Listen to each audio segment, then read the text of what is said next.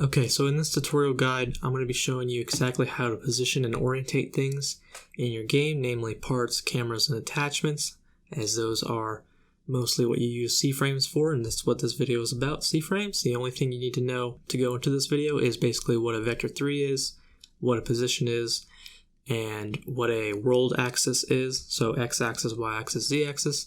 If you know those three things, then you're good to go. Because a C-frame uses those things. First of all, a C-frame is made of 4 vector 3s. One is the position vector 3, so if you're using a C-frame on a part, this will be describing where in the world that part is positioned.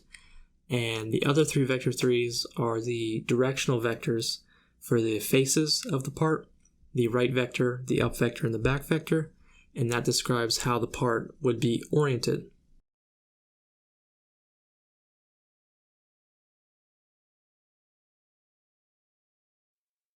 Okay, so just with that information alone, we can already do some pretty standard stuff, namely finding positions that are relative to C-frames.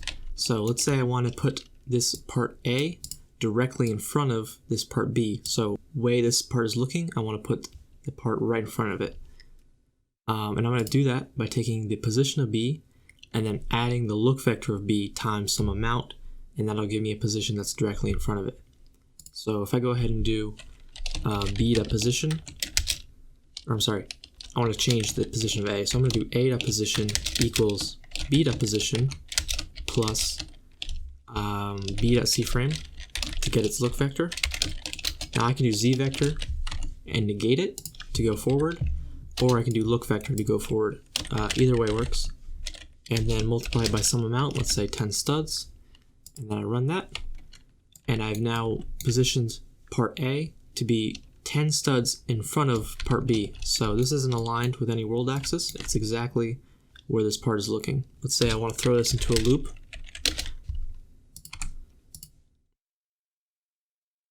As I rotate this part, the red part should move with it.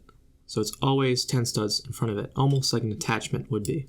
And I could even change the whole C-frame of A to match the C-frame of B, and that'll also inherit the orientation of B, not just the position. So now it's a little bit different.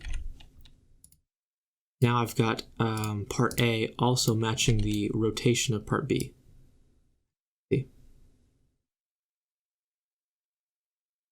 And lastly, I can do this with literally anything. So instead of basing it off B.cframe, I could do my camera. So camera.cframe, camera.cframe.look vector, and now the part's always in my field of view. And I think it looks really cool if you do A.position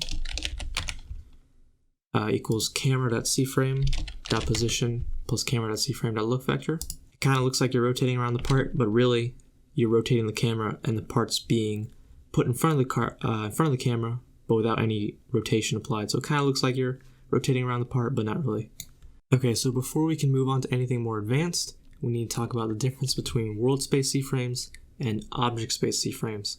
And those are the two different types of using a C-frame, the way it is intended to be used.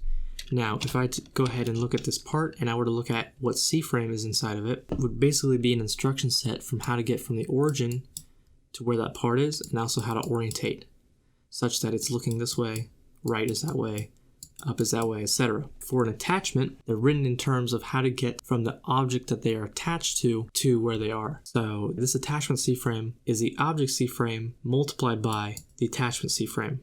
So the attachment C-frame doesn't say how to get from the origin to where it is. It says how to get from the part or the object that it's attached to where it is.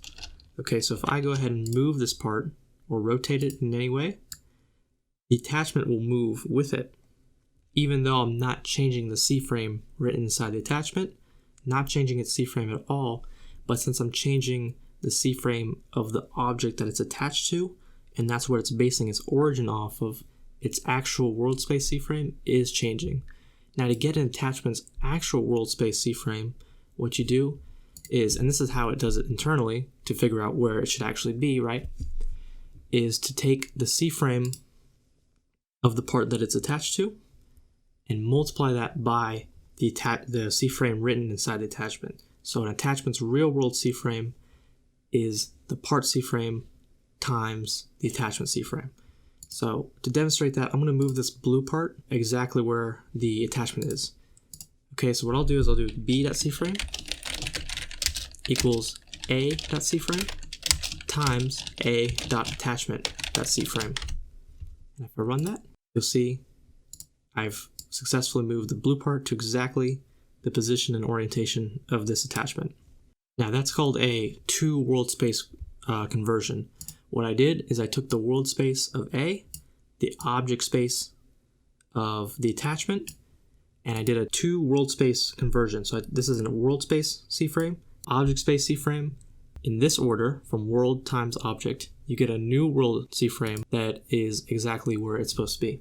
Okay, and if I want to go the other way, then what I need to do is a two object space conversion. So this is a two world space conversion. So this is the same as b.cframe equals a.cframe, two world space, a.attachment.cframe. So these two lines are the same thing. If I run that, I get the same result. So I'll comment that out. Now let's say I want to move the attachment to where the part is. Now remember, the attachment, again, is written in object space coordinate relative to the part that it's attached to, which is this part right here. I need to figure out what is the object space C-frame from part A to part B. So I need to figure out what is the object space of B from A. I have both world C-frames, but I need to do a two object space conversion.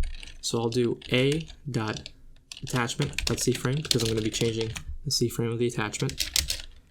And I want to take a.cframe and I want to do two object space b.cframe. So find the object space from A to B. If I run that, you'll see that the attachment has moved, and it has moved exactly into where part B was. So that's two world space and two object space conversion, as well as an explanation as to what exactly I mean when I say world space coordinates versus object space coordinates. If you look at a C-frame, you can't exactly tell if it's one or the other. It depends on the way you're using it.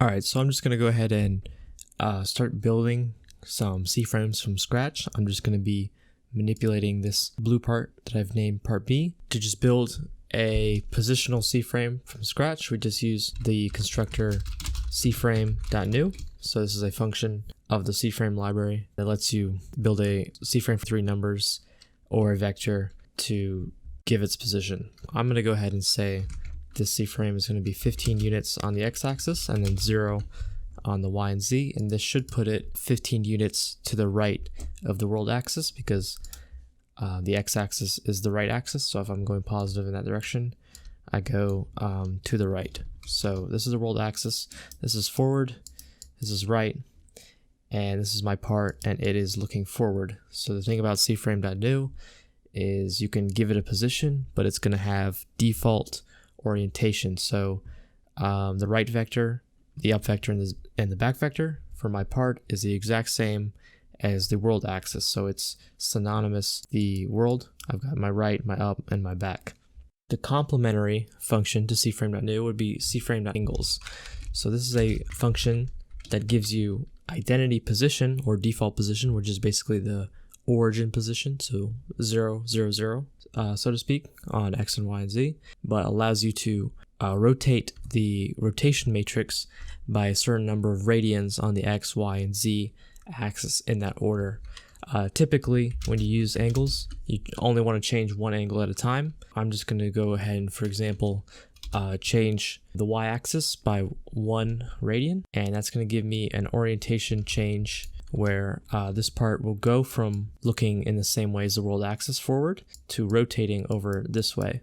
So it is now on a rotated axis. Its rotation matrix is rotated from the world axis. So its right vector is now this way, its back vector is now this way, but its up vector is still in the same direction as the world axis because I rotated it on the y-axis. Things get interesting is, of course, when we take what we learned before with the world space and the object space, and we manipulate that with these C-frame constructors. So I'm going to take both of these C-frames and I'm going to multiply them together. Now the order that I multiply them is going to determine which one is treated as the world origin and which one is treated as the the object space CFrame, and that's going to determine what my new world space CFrame will be for my part B. So if I go ahead and take the position CFrame that we created, multiply it by my angular CFrame, you'll see it is positioned at that spot and has the orientation that we gave it. And so the reason for this is we said the world CFrame that we're going to work with has identity orientation. It's got default orientation, however you want to say it, but it's positioned 15 units along the x-axis. So that's what it does. It starts here, and then the object CFrame is to rotate it by 1 radian on the y-axis. So it goes ahead and does that. So it starts here. It is originally looking this way, and then that object orientation sends it rotating that way. If I go ahead and flip the script here and change the order of these two CFrames, so now I'm multiplying by the positional one onto the orientational one, we get a completely different end result. So instead of having the part go here, then rotating, this is what happened the first time. Instead, we have we were originally looking forward, then we rotate so that we're looking this way, and then now our x-axis has changed, so instead of moving this way, we move this way. So this would be starting from a world origin that is rotated from the actual world origin. So we're treating this CFrame as the origin of the world, and then we're moving 15 units to the right of that origin. So start with a CFrame that has a x-axis pointing this way and a back vector pointing that way, or z vector, and then we move 15 units in this direction, and we end up here. And we keep that orientation as well. That's why this part is looking this way, its right is this way, and its back is this way.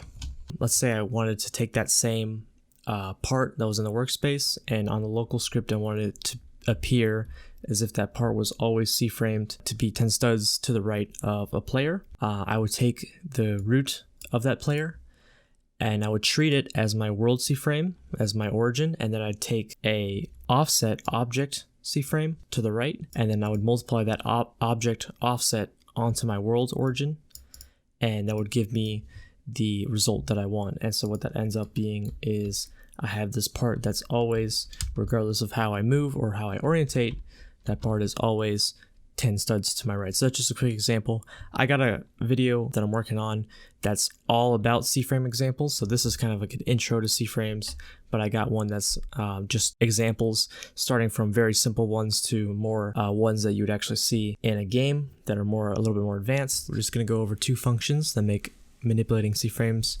a lot easier. First one is lookat. Lookat is a constructor function of the CFrame library that allows you to construct a new CFrame just like cframe.new, where you give it a position, but you also give it a second position to look at.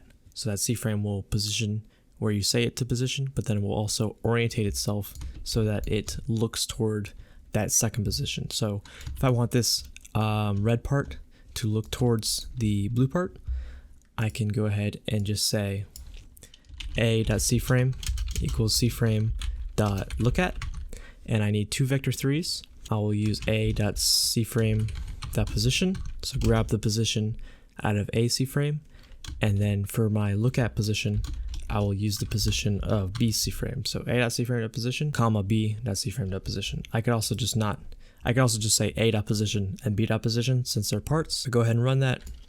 I have now kept this part in the same position. However, it is now looking towards the blue part. I could give it a blank position, and it would be positioned at the origin looking towards the blue part. One thing I want to quickly point out though, if I go back to using the position of A, if I rotate it locally, so I hit Control L to use local rotation, all of these rotations that I'm going through are all technically still valid. They all are positioned at the same spot and they all still look towards here.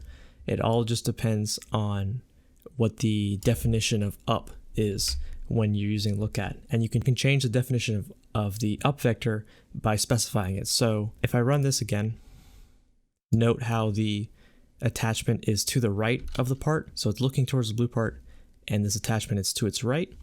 If I go ahead and flip up to be in the negative direction, so if I say vector3.new 0, -1, 0, now this is saying that up should now point down, and therefore down should now be up. That will have the red part still be in the same spot, still looking towards the blue part, but now it's upside down. And you can tell because now its attachment is still to its right, but now it looks like it's to its left. That's because the part is now upside down. All right, so the second helpful function that I wanted to highlight is not a library function, but rather a method that you call on a CFrame, and it's for linear interpolation, and it's called Lerp for short.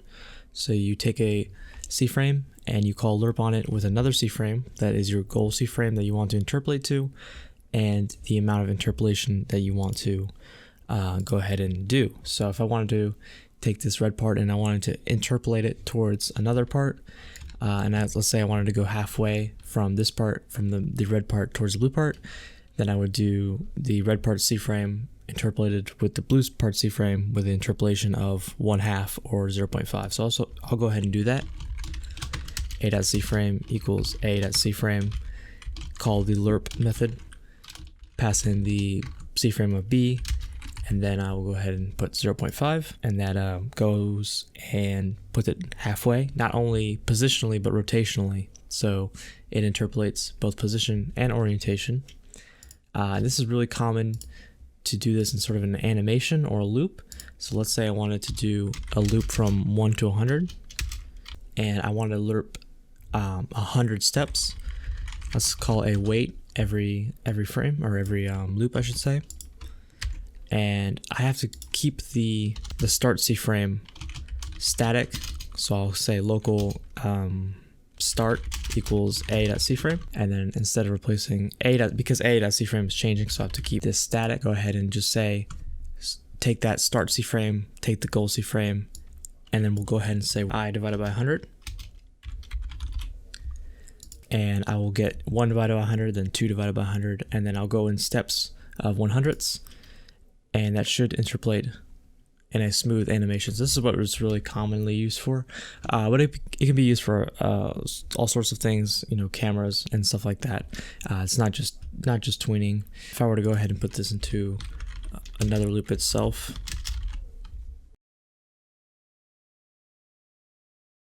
and if I wanted to, let's say, you know, go back to that world space versus object space thing, if I wanted to interpolate, if I want to keep these two parts the same but interpolate the attachment towards the blue part, what I would do is I'd say, okay, the start CFrame would be a.attachment.cframe. My goal would be not the B CFrame, but the object space from A to B, so a.cframe to object space b.cframe, and then I would go ahead and say a.attachment CFrame is equal to start Lerp goal, and then the same thing. So if I go ahead and run that, that moves the attachment towards the part.